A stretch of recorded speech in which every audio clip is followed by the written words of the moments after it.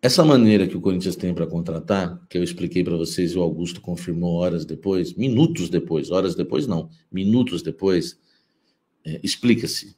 Quando eu escrevo na minha coluna, eu gosto de usar esse termo, explica-se. O Corinthians leva uma lista de reforços para o Mano e para o executivo de futebol. Quando isso não acontecer, o Mano vai pedir um reforço para o Corinthians, vai falar, eu preciso de um zagueiro. Aí o que a diretoria vai fazer? Eu expliquei ontem. A diretoria vai lá no Scout, vai lá no Cifute, no departamento de tecnologia, que vai ser comandado, né, muito por aquele rapaz que estava na Espanha, esqueci o nome dele agora.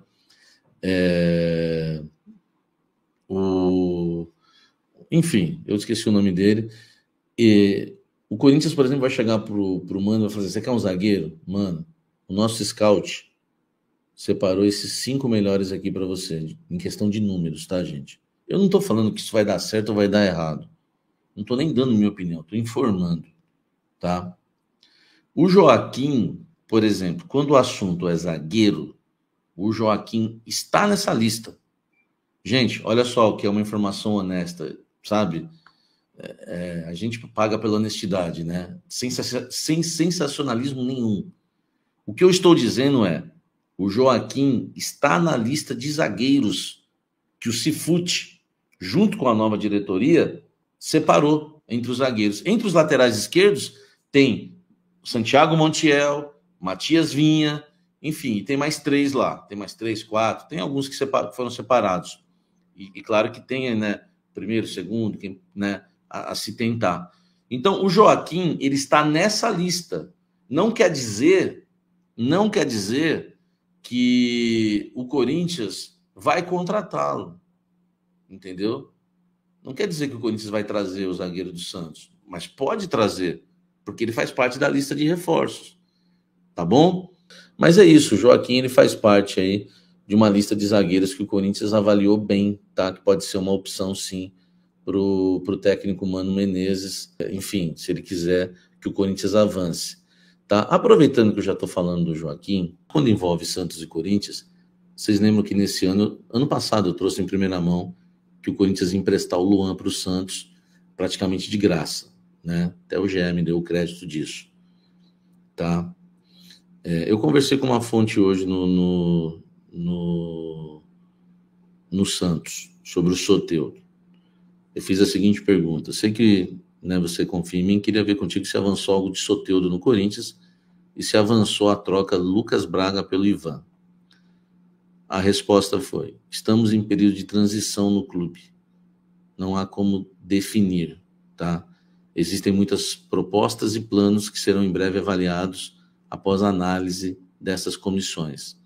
Soteldo, aí eu perguntei, Soteldo vocês liberariam de graça? Mesmo, né? Igual estão falando?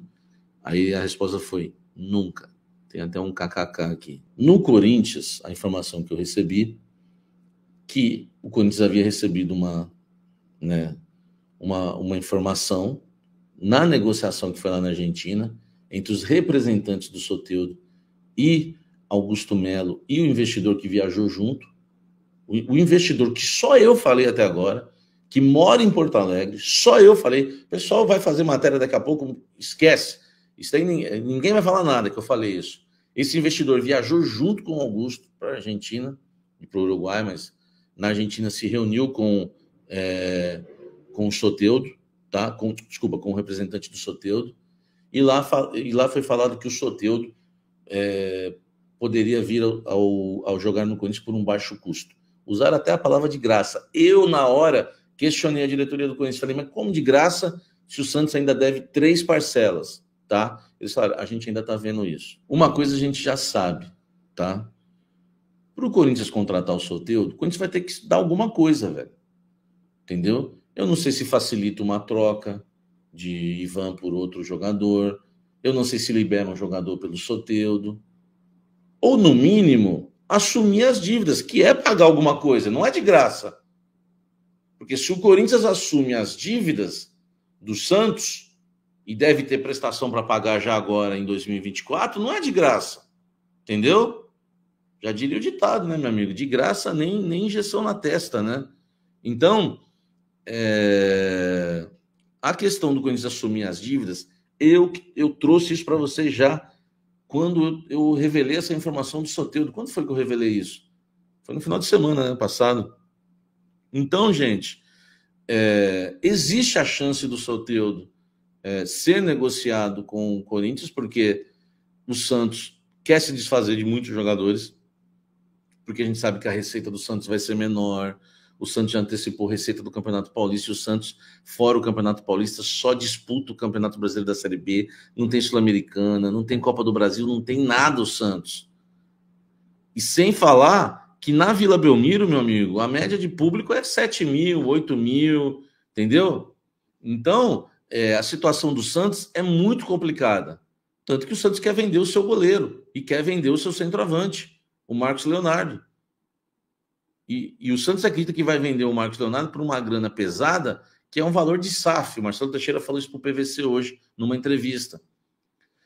Um jogador, né, que acredito seja o Marcos Leonardo. Então, gente, não dá para cravar o Soteldo ainda, tá? O que dá para dizer é a verdade, que tem uma negociação e que aí os clubes vão se acertar. Se vão se acertar, por quanto libera, como libera, se vai ter troca, se vai ter grana, tá? Se vai só assumir as dívidas e pagar o salário, porque também para o Santos é interessante, cara. Eu tenho essa informação, o Soteldo ganha 600 mil por mês no Santos. Vocês têm noção disso? 600 mil por mês. Então, para o Santos, se eles pagarem só se o Corinthians pagar o salário 100% do Soteldo, e já é um alívio para o Santos, porque a gente tem que fazer a conta no ano, né? Aliás, ele tem contrato mais longo, não é no ano, acho que tem 2 ou 3 anos de contrato. Sobre o Ranieri, jogador que pertence ao Cuiabá. A negociação está muito avançada, tá? Superando até a troca com o Flamengo, que era a negociação até então mais avançada no Corinthians.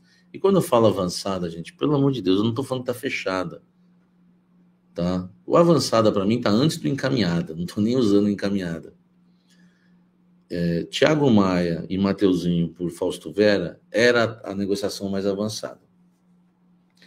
O Corinthians, né, avançou bastante de ontem para hoje no Ranieri, volante do Cuiabá, um volante já de 26 anos, né?